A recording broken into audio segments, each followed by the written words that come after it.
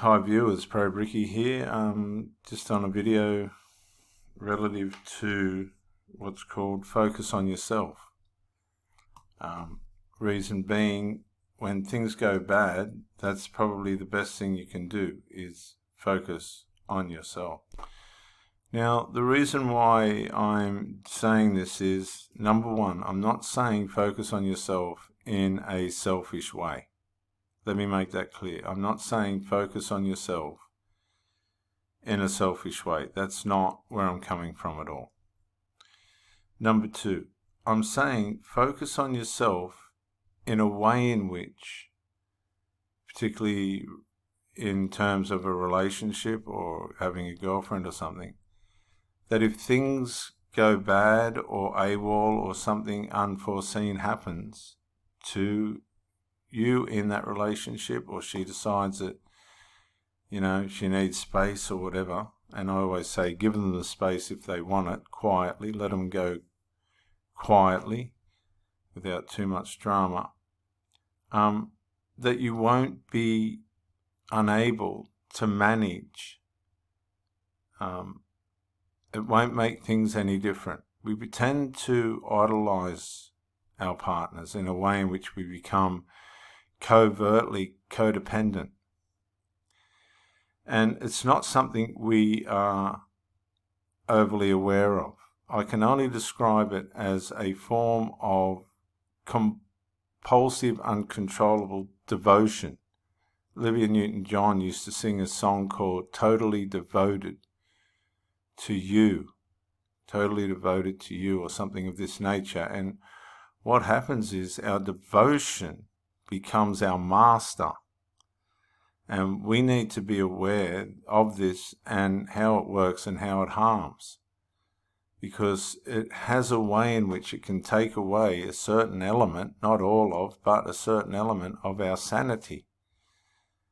And we regard our well-being on the idea that the relationship is the utmost part of our survival and mental health. And this is something that, as men, we need to be able to identify in ourselves so that we don't fall into this trap of ending up with mental health issues due to a breakup.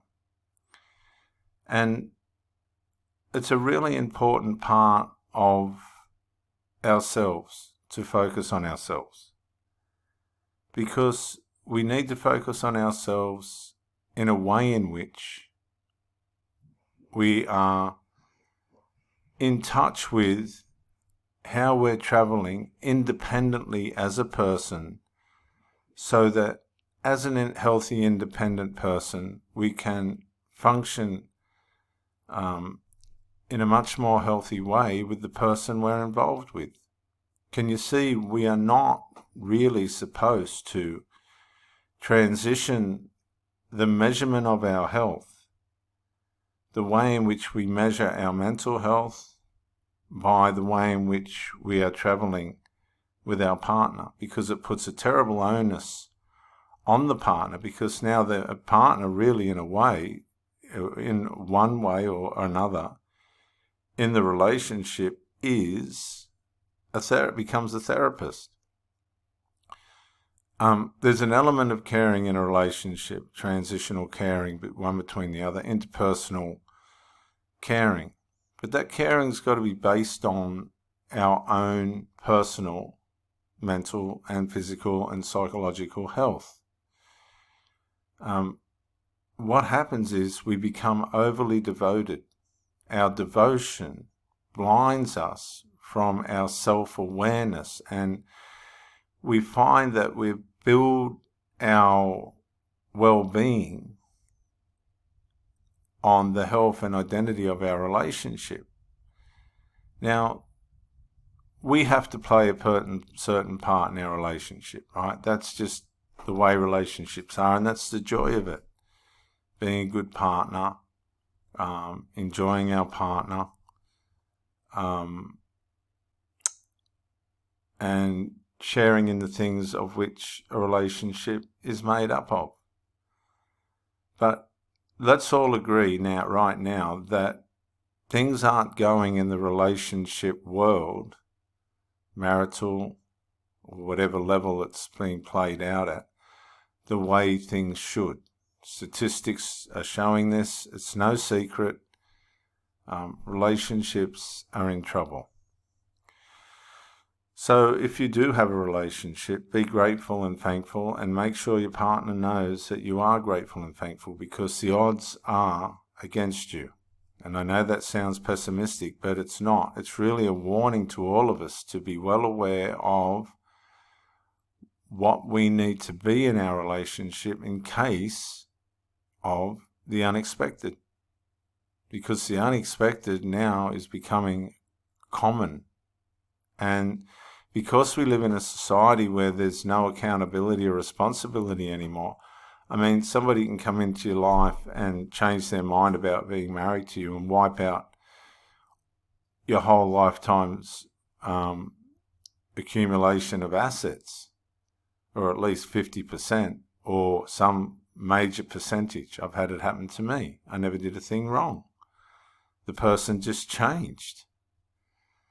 And they had to go. But when they went, they took years and years worth of hard work in assets, financial money, because the courts are in favour of women, unfortunately. Not in all cases. There is a much more prevalent awareness of some of the plays in which women of the wrong aptitude are being spotted out now by judges and things, and I don't want to go down that road, but because I think everybody sets out to try and do the right thing, but there are some people that don't. Some people deliberately come into your life, they see what you have, what you do, what the possibilities are of their benefit, and deliberately come into your life for the wrong motives. I'm not saying that was the case in my last marriage, but I do have to say there were elements of the behaviour that reflected that. So what I'm trying to say is about focusing on yourself. What I'm primarily meaning is focusing on yourself in a way in which you're mentally independent. You're not covertly codependent on the person that you're with. You're functioning in the relationship, you're interchanging all the different things that we do in relationships. But if the shit hits the fan, so to speak, you are still a conscious, self-functioning, self-reliant, strong individual that can navigate problems in a way in which are going to produce for you and the other person, as far as it depends on you, a positive outcome. Sometimes the best thing that we can do, and I've said this before, is allow space. Covert codependency, if this be the case, which it is in a lot of relationships, has a very undermining factor in a relationship, because female nature does not like weak or needy masculine traits, no matter how well hidden they are or how, in any way, shape or form. They just do not like that. And what happens is that there's a nature inside woman that just cannot help itself. If somebody's weak for too long, and some interesting guy comes along that's in his masculine frame, it's partly and mostly the reason why women jump the fence, because their nature requires a strong masculine frame, not a covertly codependent person of which is drawing energy from them that they ought not, by normal standards, should draw. And this is a big problem for men, because men over-devote themselves. You'll find that women are survivalists. They seem to get out the other side of these breakups much faster and much better off than men, because men are over-devotionalists. And once you become codependent on your woman, covertly codependent, because only you know to what extent you've let yourself go, you'll hear this saying, I lost myself in the relationship. I lost who I was, and now I'm out of it. I can find myself again. In many ways, that's a cop-out for a lot of people. They use that as a cop-out, particularly women. You want to keep your relationship in a way in which nobody at the end of it can say that I lost myself. I say to my partner all the time, please don't lose yourself in this relationship, and she won't. That doesn't mean you don't love the other person. I'm not going to go into, the finer technicalities of it all. But what I am saying to you is, keep yourself in your masculine frame. How do I do that? Number one, you focus on yourself. You make sure, right, that you're eating and drinking in the best possible way that you can for the best personal benefit of yourself, for your mind and for your body and all the rest of it that's involved. You will do a certain amount of exercise. It doesn't have to be too much, but just a little bit of exercise to keep your body aware of the fact that it needs to move, right? And for many of us bricklayers, we're blessed because we move all day.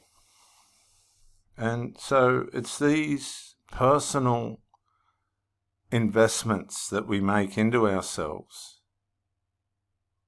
that causes our partner to see that we're operating in a frame in which, a masculine frame in which, you're not dependent on them. And when you're not dependent on somebody else, that doesn't mean being negligent, doesn't mean not being in love. It means covertly over-devoting yourself to somebody in a way in which it's feeding an illegitimate part of your emotional draw. You're drawing on that person emotionally in an illegitimate way. And don't worry, they sense it.